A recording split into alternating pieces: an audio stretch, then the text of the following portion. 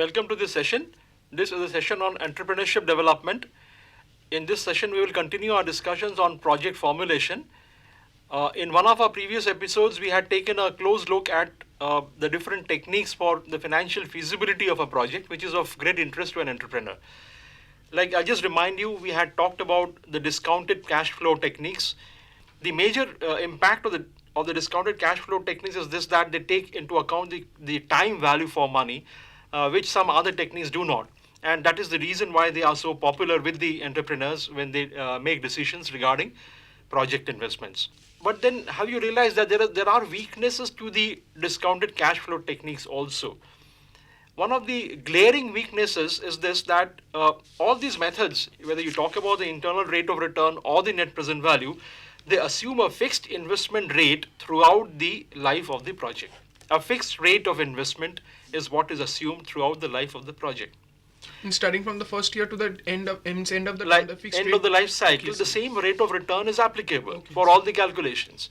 In practice, however, the proceeds of let's say the proceeds which are earned by the investor at a particular point of time may be reinvested at a different rate of return. They may be reinvested at various and varying rates of return into different other projects. That's a possibility, distinct possibility. But then this possibility is not factored in by the discounted cash flow methods. That's one major weakness.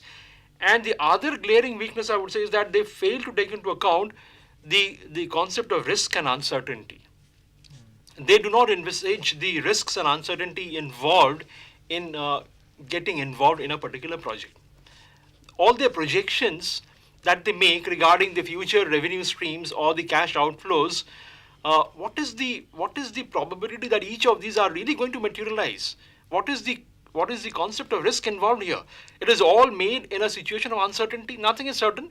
All investments are being made. So risk and uncertainty means it's a major part of the capital markets of absolutely. And without some some risk and uncertainty built into these models, it can really not give you the desired benefits. So what we are going to discuss in this episode is project appraisal under conditions of uncertainty. Something that is going to augment or really maybe dovetail our decisions regarding investment in projects. See, project cost estimates, life of the project, estimates of demand, production, sales, and even prices, which are made by the investor or the entrepreneur, may all be erroneous because of the uncertainty involved over time about the future. They are all projected into the future, but there is uncertainty, there is risk. None of these or many of these may actually not come good. The revenue streams which you are forecasting as of today, they may not come good. Or the outflows of cash which you are planning for today might have to be bigger in size than what you are planning as of today. So there is a lot of uncertainty. So project decisions have to be made against, don't forget, the backdrop or the canvas is very big. We are talking about a canvas where all the macroeconomic, demographic factors, sociological factors, technological factors, political factors come into play. And all these are always changing. So whatever you are planning as of today, how much these plans will really be able to, you will be able to translate into reality in the future is really a question of uncertainty.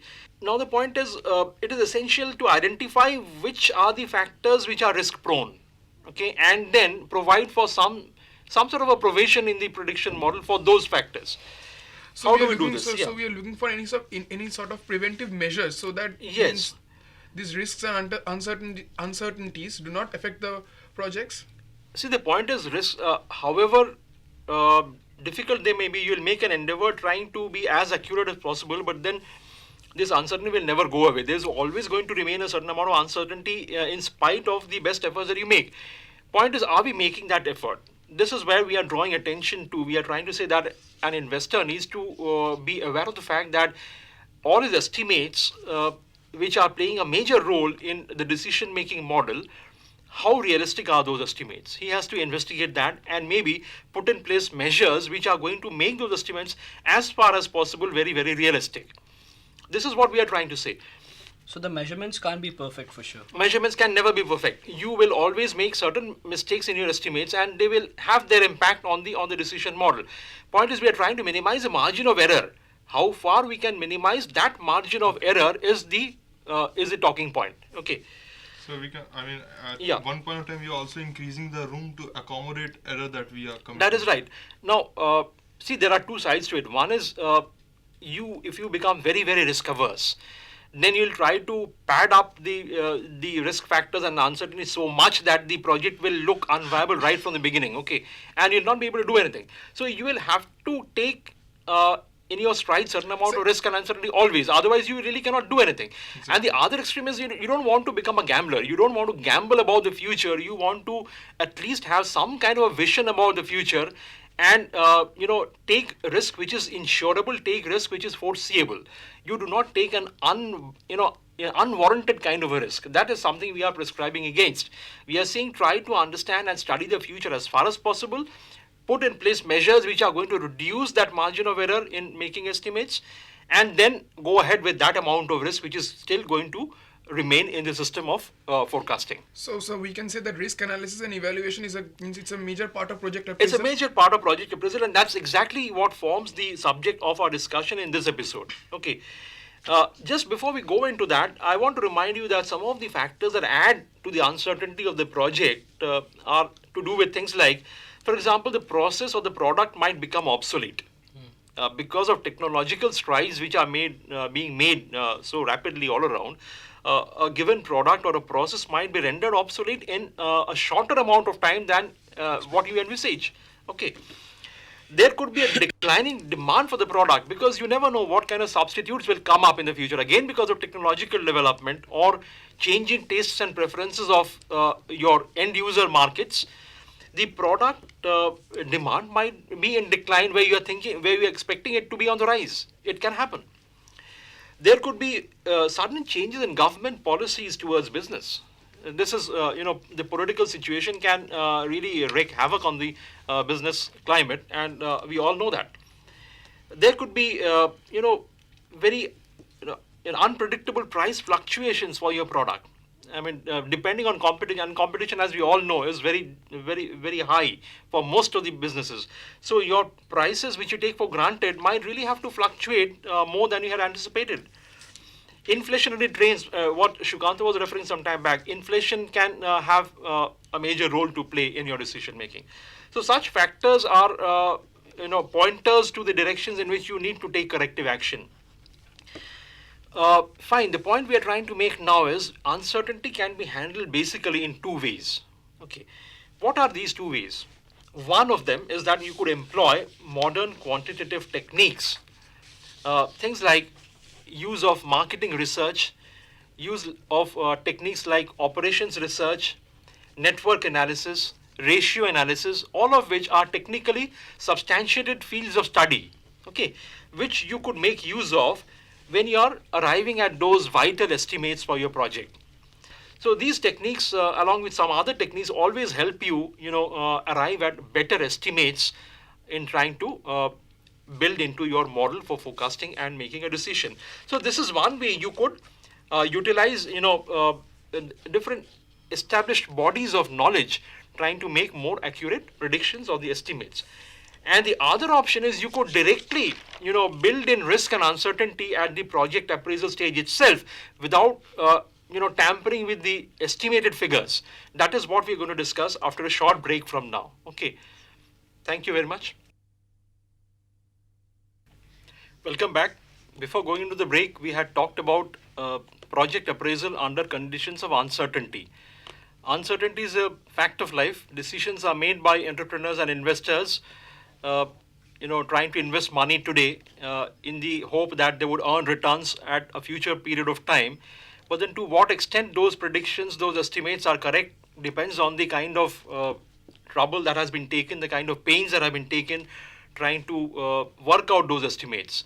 And we just said before the break that there are lots of developed techniques which can be made use of, like market research techniques or operations research techniques, or other methods, network analysis, and even ratio analysis to some extent, trying to be more accurate with the estimated figures that are important inputs for the decision making.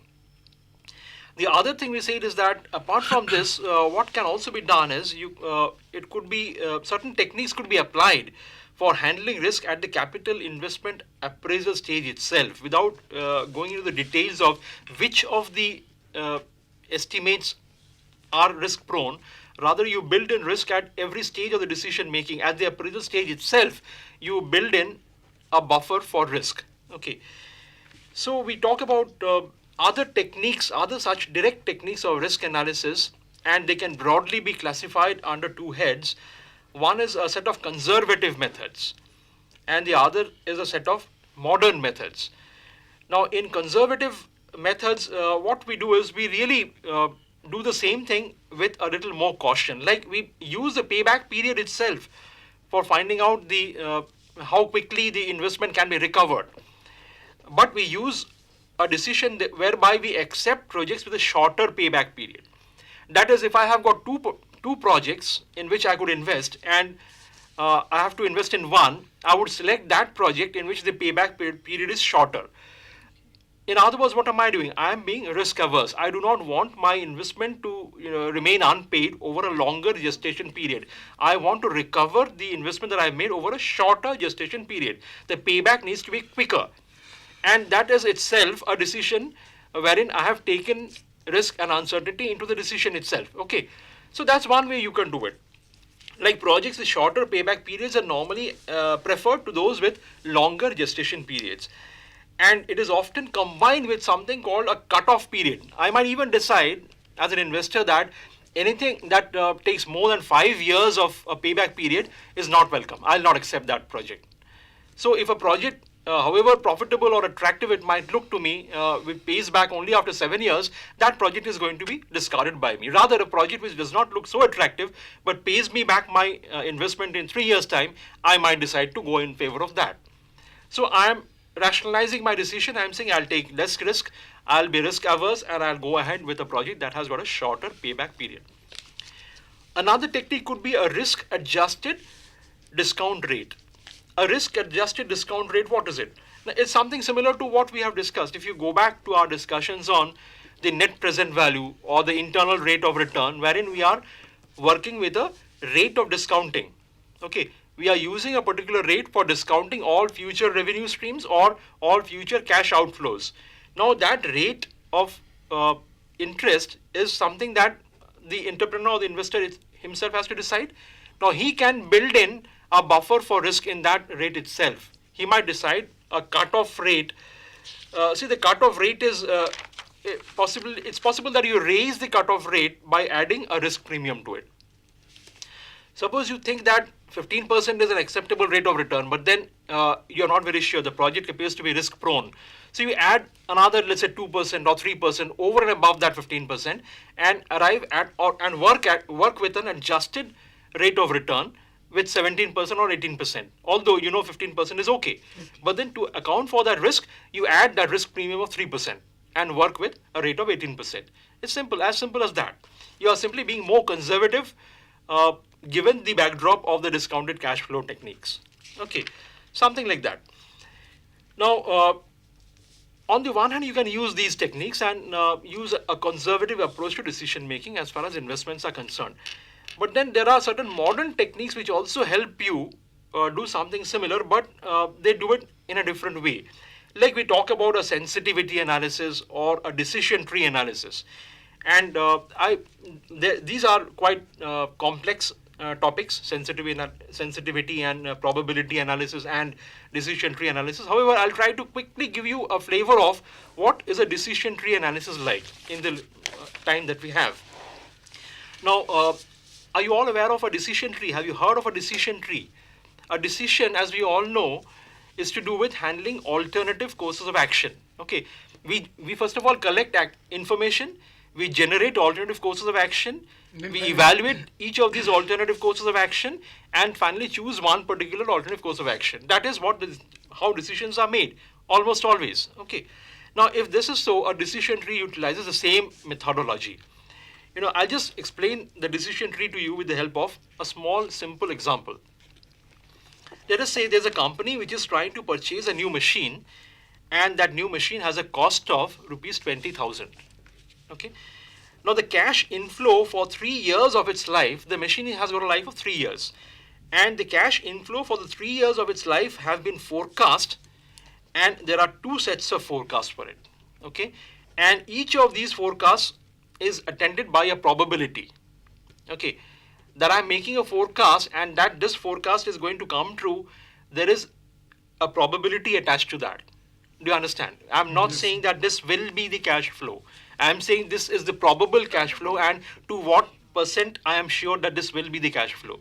So let's say for the first year, I'm making two forecasts. There could be a cash flow of 8,000 rupees.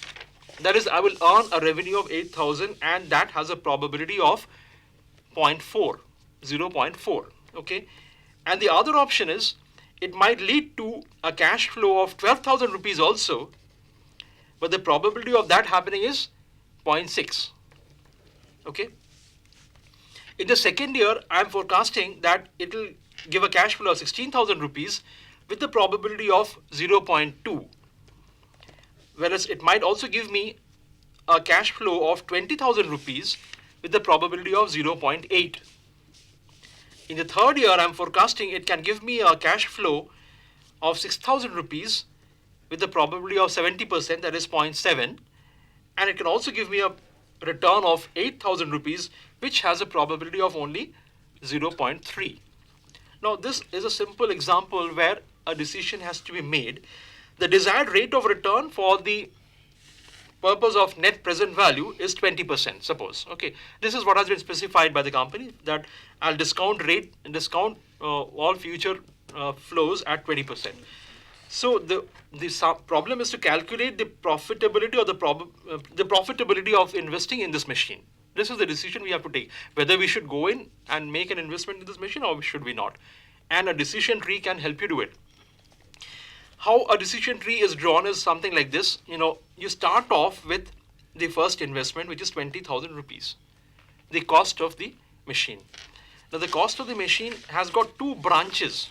Okay, there are, like a tree has got branches, the decision tree has got branches. The first branch goes off, and there is, in the first year, we have got 8,000 rupees as a forecast of revenue, which comes with a probability of 0.4. That is the first block. Okay, now if this is the first year. Okay, and on the other hand, you have got another tree branching out for the first year, which says that you could earn a return of 12,000, but at a probability of 0.6. So these are the two different branches from the base year going out into the first year. Understand this? Now come to the second year. So I have a question. The branching will be in opposite directions. Branching are in two different directions. There's no opposite. There are two possible branching out of the decision. Because I've got two sets of forecasts. For every year, I've got two sets of forecasts. So every year, for every branching, there will be two options available. That's what we do from the zero period, the base period. We have got two branches moving into the first year for the forecast. Understood this? Okay, now come to the second year. Now, for each of these two branches that we have, we can generate returns for the second year. Look at the second level, where we have got, for the first set of forecasts, we have got 16,000 rupees revenue stream at a probability of 0.2. So that becomes one of the branches branching out from the 8,000 into 0.4 block. Do you get this? Okay. And similarly, we have also got a second branch coming out, 20,000. which is 20,000 into 0.8 from the same block. 12,000. 20,000 into 0.8. From the 12,000 branch. No. It's from the 8,000 itself. Okay. From the 8,000 itself. Okay. Do you see this? In the second year, we are talking about the second year now. So 20,000 into 0.8, do you see this? Yeah, sir. Similarly, if you go to the branch for 12,000 into 0.6, that in itself has got two different branches. Which are those two branches? 16 and 20,000. 16,000 at the rate of 0.2 probability, And 20,000. and 20,000 at the rate of 0.8 probability. The same as before. Because for the second year, these are the two forecasts we have made, given those respective probabilities. Okay. But then because we have already branched out in the first year, these are branching out from those two estimates. Okay. The second level of branching out. Are you clear about what we are doing? Combinations are going to be the same. Combinations It are is going just to be the from same, two different only nodes. they are going to originate from different nodes. Yeah. That's right. Now we have got yet one more year to go. So for each of these branches, we are going to have sub-branches again. Yeah. Let's say we have got a branch of, in the first year stage, we have got a branch of 16,000 at a probability of 0.2. Okay. Now when you move into third year, 6,000. there are going to be two more branches for that. One is 6,000 rupees At 0.7. to be earned at a probability of 0.7. And another is 8,000 at a probability of 0.3, which are going to branch out from the second year, I'm sorry. Okay. So 8,000 into 0.3 and 6,000 into 0.7. Those are the figures. Now this 6,000 into 0.7 and 8,000 into 0.3 are going to branch out from each of the 4 different nodes for the second year. Understand? From each of the second year nodes, we are going to have 2 sub branches, making it a total of 8 different branches. In the third year, you see all the sub branches are to do with 6,000 into 0.7 or 8,000 into 0.3. 0.3. Same for here, same here, same here. So ultimately, you have got 8 possible branches coming out from one particular origin. This looks like a tree. It branches out step by step. In the first stage, there are 2 branches. In the second stage, there are 4 branches. In the third stage, there are 8 branches. That is how a decision tree is generated. And from this decision tree, you can work out what is the payoff. Okay. Now let's see how we calculate the probabilities and the net present values. Now, if you look at first of all, let's do the probability calculations. If you look at branch 1, the branch 1 is the top branch. If you look at the third year, that is 6,000 into 0.1. That's the top branch. I'm sorry, 6,000 into 0.7 is a top branch. Now, that particular branch, if you designate that as branch 1, that has got a probability of 0.4 into 0.2 into 0.7. Do you realize this? You go back to the origin. Okay. The probability in the last outermost branch is 0.7. Multiply with that the probability in the previous slot, which is 0.2. Multiply with that the probability in the previous node, which is 0.4. So that gives you the entire branch 1. Mind you, when we say branch 1, we are talking about this entire branch from here to there. Okay. Okay. And all the probabilities here are being multiplied with each other. Okay. That is the probability. Similarly, for branch 2, this is the branch 2. Branch 2 starts here and goes back right to the root. Okay. So the probabilities in branch 2 are 0.3 into 0.2 into 0.4. That is how you work out the probability for branch 2. Likewise, for branch 3, the probabilities are going to be 0.7 into 0.8 into 0.4. Okay. You trace the probabilities back to the root. Starting from the branch, you take the probability figures and keep on multiplying them till you reach the root. Okay. Similarly, you can calculate the probabilities for each of the 8 branches. When you have those, the probability figures are there with you. For each of the branches, what is the probability of that outcome happening is really those probabilities. Okay. Now we come to the final step where we are going to work out the net present value, by multiplying the probabilities. See, what we do is the net present values have to be calculated in this way. See, if I'll just give you one sample, you could do the rest. In branch 1, let us look at what are the incomes we are going to generate. We are going to generate 8,000 in the first year, and that 8,000 is going to be divided by 1 plus r to the power 1. That r is going to be 20%. We have said we are going to discount at the rate of 20%. So 8,000 divided by 1 plus 0.2 raised to the power 1. Okay, that's 1. Plus 16,000 divided by 1 plus 0.2 raised to the power 2 plus 6,000 divided by 1 plus 0.2 raised to the power 3. Okay, so that is how we are going to work out the NPV values and subtract from that 20,000, which is the cash outflow in the base period. Then what you have got is the NPV for branch 1. The net present value for branch 1 is the revenue streams discounted minus the investment you are making at the root. Okay, that is the net present value for branch 1. Likewise, you can calculate the net present value for each of the branches. when you have got all the net present values for all the corresponding branches, now multiply the net present value with the probability for that branch. Okay, the overall compounded probability. Do you remember we have first calculated the probabilities for a branch? We have now calculated the net present values for a branch. Multiply the net present values with the compound probabilities. What you get is the expected value for that particular branch. Okay, the product of the net present value and the probability for that branch gives you what is called the expected value for that particular branch.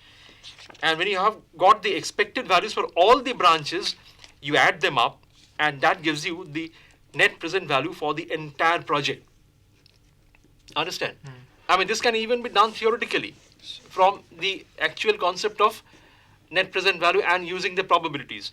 We do it with the help of a decision tree, and you find for this particular example, you could check this out after you do your own calculations. It works out to a figure of 5,810.